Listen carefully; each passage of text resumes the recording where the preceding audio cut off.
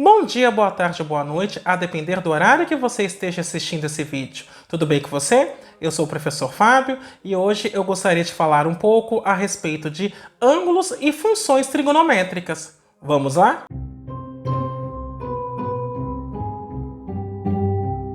Antes de mais nada, eu vou pedir que você faça o famoso cucocô, que é curtir, ou seja, deixa o seu like. Aliás, aproveita e faz isso agora para você já não esquecer. Comenta, ou seja, utiliza a área de comentários para continuar dialogando comigo, expondo suas dúvidas e apresentando sugestões de outros assuntos que você gostaria que fossem abordados neste canal. E caso você goste desse vídeo, compartilhe com seus amigos e com seus contatos, porque você vai estar ajudando no crescimento deste canal.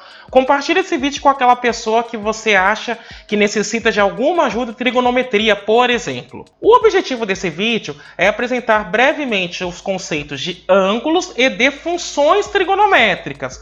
Eu não farei algo muito aprofundado em trigonometria.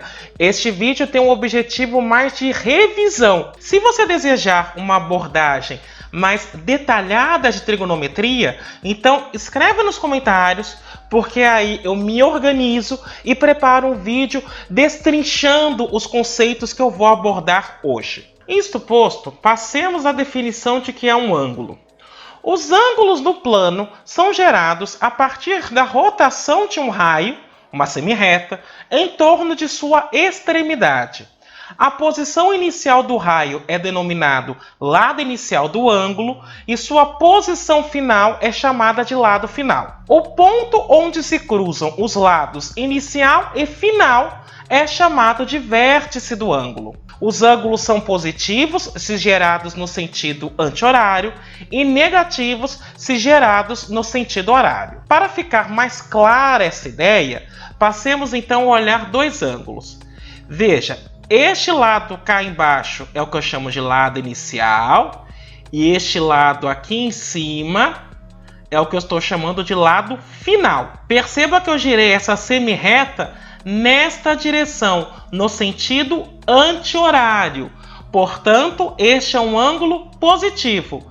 E este ponto aqui, onde se encontram os lados inicial e final, é o que eu vou chamar de vértice. De maneira similar, perceba que eu tenho o lado inicial deste segundo ângulo e que o lado final ele está um pouco mais abaixo. Portanto, eu estou girando este lado inicial no sentido horário. Assim, eu tenho um ângulo negativo. E, novamente, o ponto no qual os lados inicial e final do ângulo se encontram é o que eu chamo de vértice, que é este ponto que eu acabei de destacar em branco. Existem dois sistemas padrão de medidas para descrever o tamanho de um ângulo.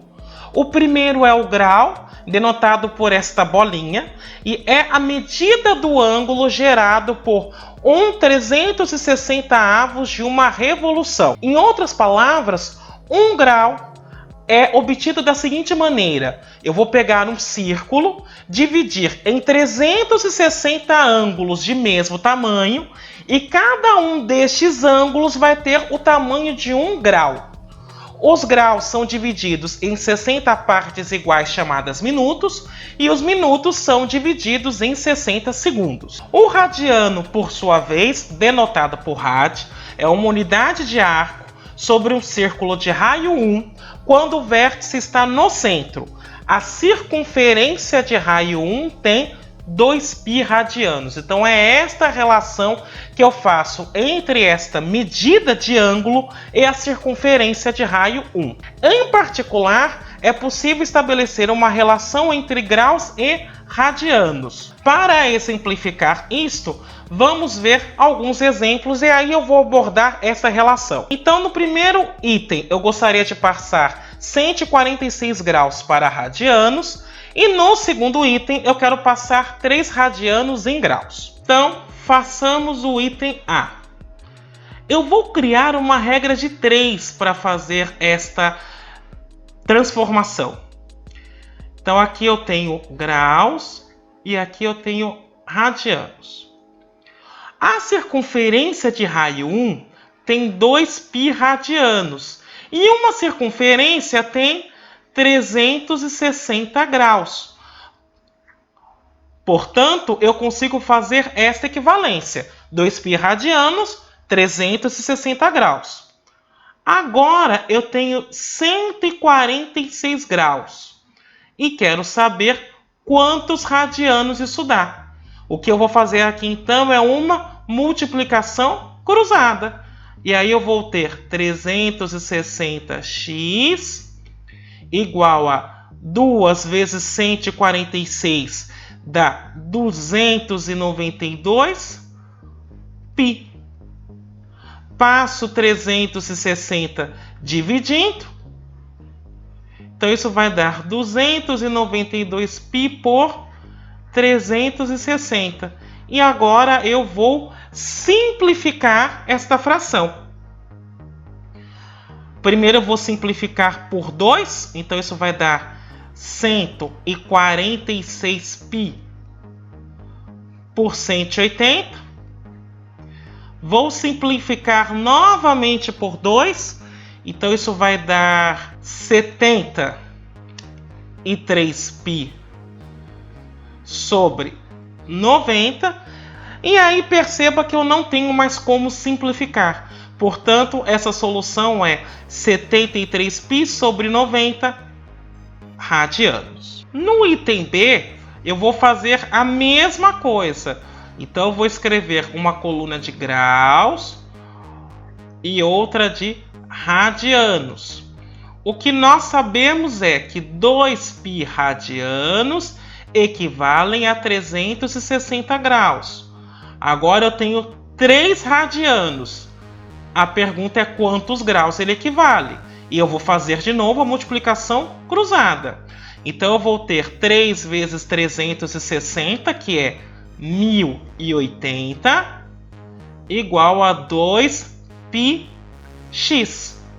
Passo 2π dividindo. Então x é 1080 dividido por 2π. 1080 dá para simplificar por 2, então isso vai dar 540 sobre π graus. Está feita aí então a conversão. Uma vez que eu tenho definido ângulos, eu posso definir funções trigonométricas.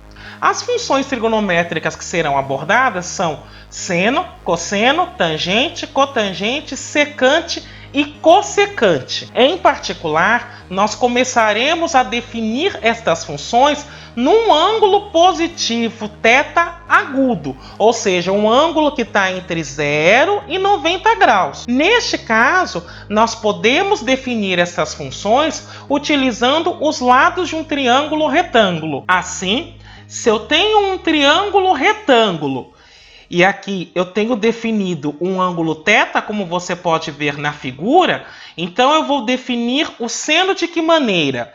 Cateto oposto ao ângulo θ, que é A, dividido pela hipotenusa desse triângulo, que é C.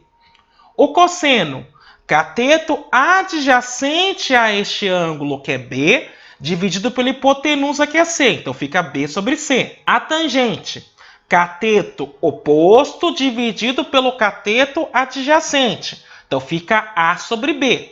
A cossecante, eu vou calcular hipotenusa dividido pelo cateto oposto. Então C sobre A. A secante, hipotenusa dividido pelo cateto adjacente. C sobre B. E a cotangente eu vou definir como cateto adjacente dividido pelo cateto oposto. Então fica B sobre A. Com essas relações, então, estou definindo as funções trigonométricas sobre um ângulo agudo. Num triângulo retângulo, os ângulos variam entre 0 e 90 graus. Só que quando nós estamos trabalhando com ângulos de maneira geral, o intervalo no qual nós podemos defini-lo vai além disso. Portanto, se eu quero estender este conceito para outros ângulos, é conveniente definir o que eu vou entender por ângulo num sistema de coordenada retangular. Então, para estendermos esta noção de ângulo agora em coordenadas retangulares, nós vamos dizer que um ângulo está na posição padrão num sistema de coordenadas retangulares se o vértice estiver na origem e o lado inicial encontrar-se sobre o eixo x positivo. Eu tenho um ângulo θ, e aí eu vou dizer que ele está num sistema retangular, porque o lado inicial está sobre o eixo x positivo e o vértice deste ângulo está sobre a origem. Então, neste caso, eu tenho um ângulo na posição padrão. Em particular, perceba que como este lado inicial foi girado no sentido anti-horário, eu tenho então um ângulo positivo. De maneira análoga, você está vendo agora um ângulo na posição padrão, só que um ângulo negativo. Porque para sair do lado inicial e chegar ao lado final, eu fiz uma rotação no sentido horário. Para definir, então, agora as funções trigonométricas utilizando o sistema de coordenada cartesiana ou sistema de coordenada retangular, eu vou construir um círculo de raio R centrado na origem e vou tomar o ponto P com as coordenadas x e y como sendo a interseção do lado final deste ângulo θ com este círculo. Então, o que eu estou fazendo é o seguinte: pego o ângulo na posição padrão, construo um círculo de raio R, observo o lado final deste ângulo e vejo onde o lado final deste ângulo encontra com esse círculo. Aí eu vou ter um ponto que eu vou chamar de P. Com o auxílio deste ponto, nós iremos definir as funções trigonométricas para este ângulo θ. Então, o que eu desejo observar com vocês é o seguinte: aqui, então, eu tenho o raio R, que seria exatamente o tamanho do lado final do meu ângulo. Aqui, então, eu tenho destacado o ponto P. Esta aqui é uma altura Y, que é equivalente a esta altura aqui no eixo Y. Aqui, então, eu tenho o tamanho X. E perceba que R, Y e X formam os lados de um triângulo retângulo. Então, eu vou utilizar o mesmo critério adotado para triângulos retângulos para definir como eu farei seno, cosseno, cossecante, tangente, cotangente e secante, agora adotando um sistema de coordenadas cartesianas. Desta maneira, como é que eu vou calcular as funções trigonométricas desse ângulo θ? No caso do seno, cateto oposto, que é y, dividido pela hipotenusa, que tem tamanho r. Então, fica y sobre r. No caso do cosseno, cateto adjacente, que é x, dividido pela hipotenusa, que é r. X sobre r. No caso da tangente, cateto oposto sobre cateto adjacente. Então, fica y sobre x. No caso da cossecante, hipotenusa dividido pelo cateto oposto. Então, r sobre y.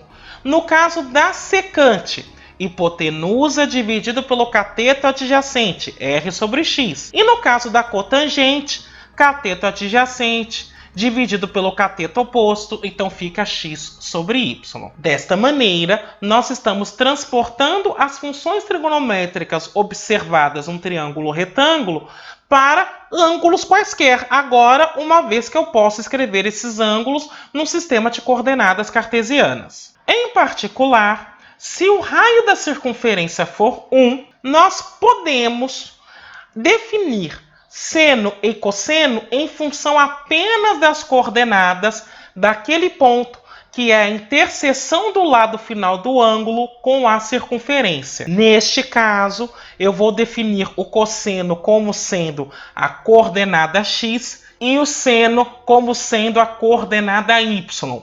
Portanto, no momento em que eu estou trabalhando com uma circunferência de raio 1, eu vou dizer que eu estou trabalhando com um ciclo trigonométrico para especificar o tamanho dessa circunferência. E neste caso, eu vou chamar o eixo x de eixo dos cossenos e o eixo y eu chamarei de eixo dos senos. A partir desta definição, nós podemos escrever o seguinte: a tangente de um determinado ângulo é calculado, como nós vimos, como o cateto oposto sobre o cateto adjacente, que nós adotamos as coordenadas y sobre x.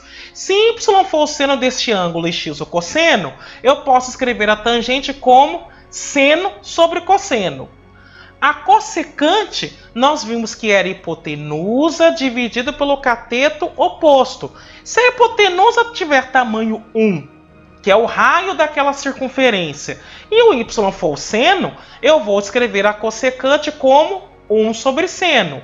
De maneira similar, eu escrevo a secante como 1 sobre cosseno e a cotangente como cosseno sobre seno. Então, em termos práticos, dado um ângulo qualquer θ, nós vamos observar a interseção do lado final deste ângulo com a circunferência de raio 1 para determinar os valores das funções trigonométricas.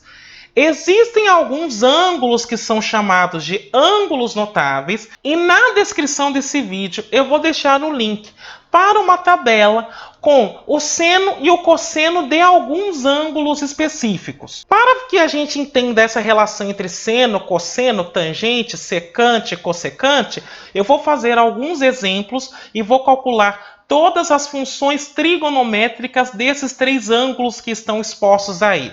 No exemplo 2 eu farei com um ângulo de 150 graus. No exemplo 3, farei com um ângulo de 2π sobre 3 radianos. E no exemplo 4, eu farei com um ângulo de π sobre 2 radianos. Na descrição desse vídeo tem um link para uma tabela com o seno e cosseno de alguns ângulos. Nessa tabela, vocês poderão ver que o seno de 150 graus é dado por meio e o cosseno de 150 graus é menos raiz de 3 sobre 2.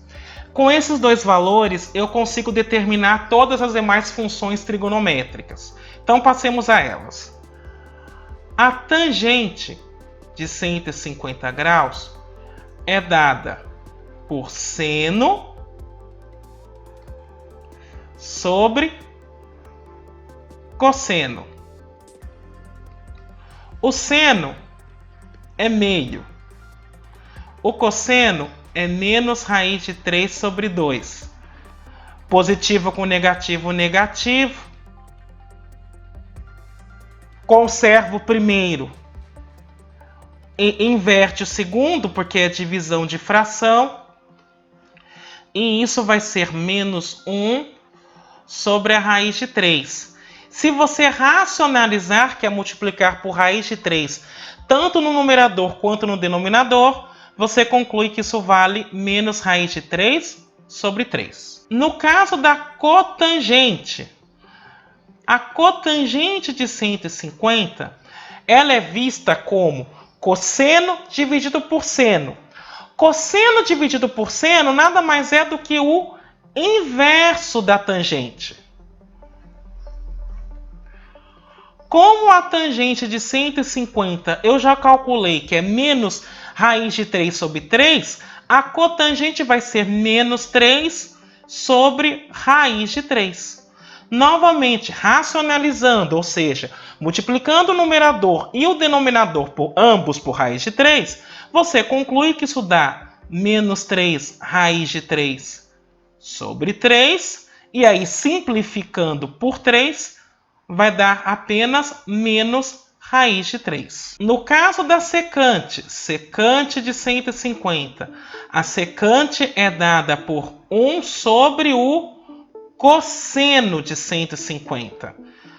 Como o cosseno de 150 é menos raiz de 3 sobre 2, a secante é menos 2 sobre raiz de 3. Novamente, quando eu racionalizo, eu concluo que isso dá menos 2 raiz de 3 sobre 3.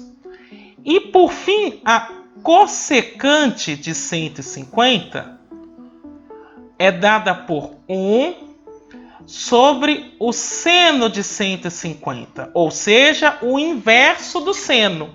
Como o seno de 150 é meio, o inverso dá 2. E, portanto, eu tenho agora as 6 funções trigonométricas. Exemplo 3. No exemplo 3, o ângulo que eu tenho é 2π sobre 3 radiano. Uma coisa que eu quero observar com vocês é o seguinte. 2π radianos valem 360 graus. Então, no lugar desse 2π que está no numerador, eu vou substituir por 360. 360 dividido por 3 dá 120. E aí, na tabela, vocês poderão ver que o seno de 120 graus vale raiz de 3 sobre 2 e o cosseno de 120 graus vale menos meio. Com isso, eu determino as demais funções trigonométricas. Então, tangente de 120 é o seno de 120 pelo cosseno de 120. Isso então vai dar raiz de 3 sobre 2 por menos meio. Positivo com negativo, negativo. Então isso fica raiz de 3 sobre 2. Inverte quem está embaixo, então vezes 2. E portanto eu tenho menos raiz de 3. No caso da cotangente de 120, isso é dado como cosseno sobre seno ou o inverso da tangente. Como a tangente de 120 dá raiz de 3, o inverso fica menos 1 sobre raiz de 3.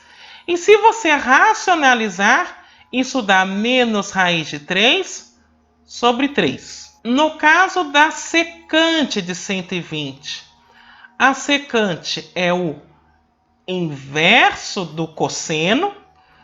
Como o cosseno de 120 é menos meio, o inverso dele vai dar menos 2. E por fim, a cossecante é o inverso do seno. No caso, como vocês já estão vendo, o seno é raiz de 3 sobre 2. Então, o inverso é 2 sobre raiz de 3. E se você racionalizar, isso dá 2 raiz de 3 sobre 3. E por fim, no item C, o ângulo que eu estou analisando é π sobre 2. E aqui eu queria fazer uma observação com vocês. 2π radianos valem 360 graus. Então a metade disso, que seria π, vale 180. Então no lugar deste π, eu vou colocar 180 e vou dividir por 2. Então, π sobre 2 é 180 sobre 2, que dá 90 graus. E aí, na tabela, vocês têm que o seno de 90 é 1 e o cosseno de 90 é 0. Com isto, nós podemos determinar as demais funções trigonométricas. Então, vamos começar com a tangente.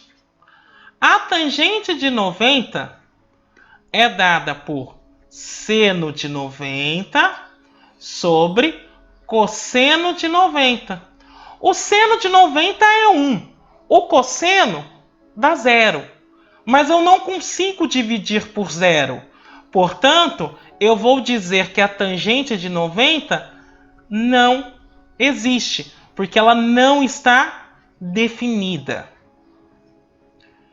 No caso da cotangente de 90, ela é dada por cosseno de 90 sobre seno de 90.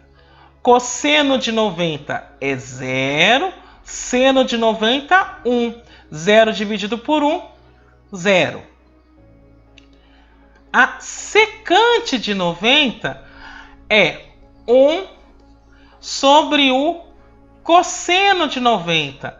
Novamente, o cosseno neste caso está dando 0. Portanto, eu não consigo fazer 1 sobre 0. Logo, esta secante não existe. E por fim, a cossecante de 90 é 1 sobre o seno de 90, é o inverso do seno. O seno de 90 é 1, então 1 dividido por 1 é 1. O que eu queria observar, então, neste momento, é que nem sempre eu vou conseguir definir todas as funções trigonométricas de um ângulo. Em alguns casos, isso não será possível. Neste, por exemplo, eu não consigo definir a tangente e a secante. Para finalizar a nossa conversa, eu gostaria apenas de apresentar os sinais das funções trigonométricas nos 4 quadrantes. Perceba que os eixos dividem o plano cartesiano em 4 quadrantes, e aí o que eu quero observar é o seguinte: no primeiro quadrante, todas as 6 funções trigonométricas são positivas. No segundo quadrante, apenas o seno e a cossecante serão positivas. As demais são negativas porque no segundo quadrante o cosseno é negativo. No terceiro quadrante, a tangente e a cotangente são positivas, porque neste caso o cosseno e o seno têm o mesmo sinal. As demais funções trigonométricas no terceiro quadrante são negativas. E por fim, no quarto quadrante, apenas o cosseno e a secante são positivas. As demais funções trigonométricas em ângulos do quarto quadrante são negativas. Bem, era isso que eu queria discutir com você hoje. Espero que tenha sido proveitoso. Eu me despeço por aqui. Até a próxima.